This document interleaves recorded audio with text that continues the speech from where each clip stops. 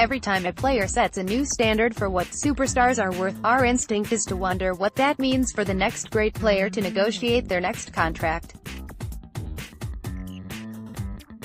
Mike Trout's extension with the Los Angeles raises the bar for what Mookie Betts will strive for. That doesn't mean the Boston Red Sox star will break the record Trout set with his deal.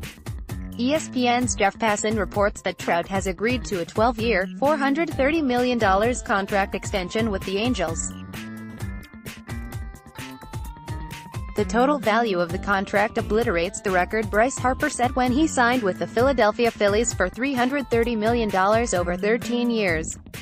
The average annual value of $35.83 million tops Zach Greinke's previous record of $34.4 million.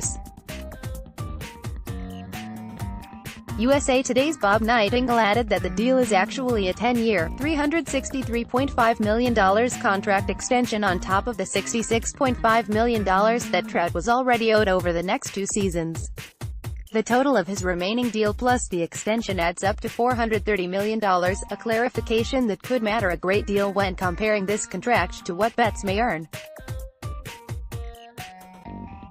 Betts has never shown any indication that he's open to an early extension. To be clear, he's in no hurry to leave Boston.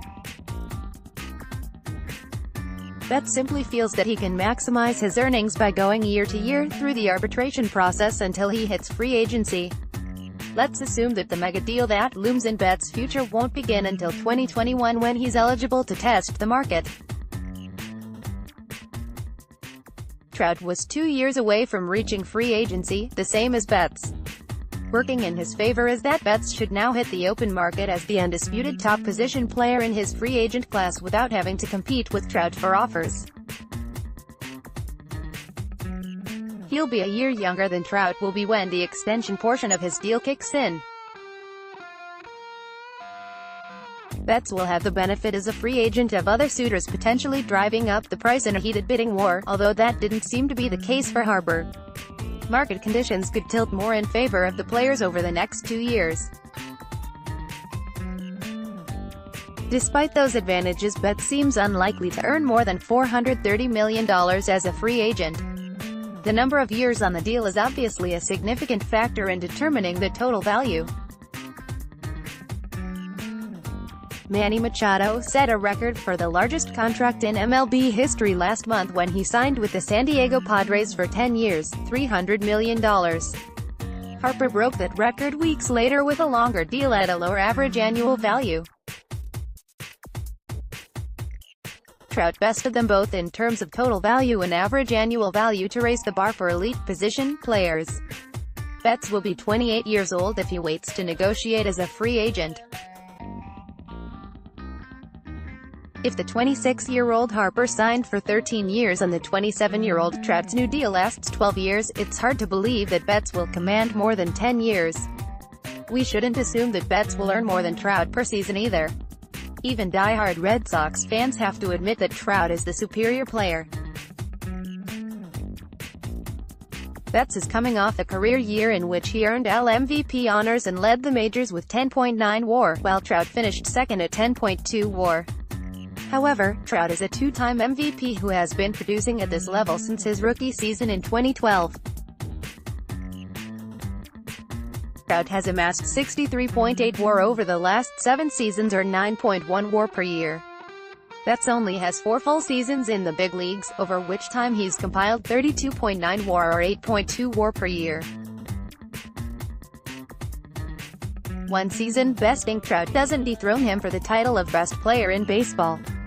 Trout's record-breaking $35.83 million average annual value rises to $36.35 million if we focus only on the 10 extension years. Betts' value seems likely to fall in the middle. Enough to set a new record for AAV over fewer years while falling just shy of the AAV in Trout's extension years. A 10-year, $360 million deal is a fair estimate for Betts. For the sake of argument, let's explore the best-case scenario for Betts. He wins 2 more MVP awards and surpasses Trout as the best player in baseball before hitting free agency. That, along with the other aforementioned factors working in his favor, should earn Betts more than what Trout will make in his extension years. But how much more? $37 million, $38 million per year? He would need to exceed an AAV of $43 million to top Trout's total value on a 10-year deal. There's no chance he beats Trout's AAV by that much. The only way Betts beats Trout's deal is by getting 12 years. Not impossible for a 28-year-old, but there's no clear example of that type of contract where the deal actually worked out for both sides. The Detroit Tigers gave Miguel Cabrera an 8-year extension that didn't kick in until his age 33 season, and the New York Yankees gave Alex Rodriguez a 10-year deal after he opted out of his previous contract at age 32. Both details became an albatross long before they expired. Cabrera's deal runs through 2023 and he's produced below replacement level value over the last 2 seasons. These are cautionary tales, not modal examples to base negotiations on. The free agent deals of Machado and Harper plus the extensions for Trout and Nolan Arenado set the precedent for where negotiations begin for Betts. Based on what we learned from their deals, Betts should expect a 10-year deal with an AAV close to Trout's or a longer deal with an AAV closer to Harper's. Maybe he makes a push for $400 million if he receives an 11-year deal, a possibility if he argues that Trout will be 29 when his extension years begin. That still leaves him well short of Trout's $430 million total. Next, history of August trades shows impact of new rule. Let me remind you though that Trout's staggering total includes the 2 remaining years on his deal. Betts will be paid $20 million in 2019 and could push for $30 million in his final year of arbitration.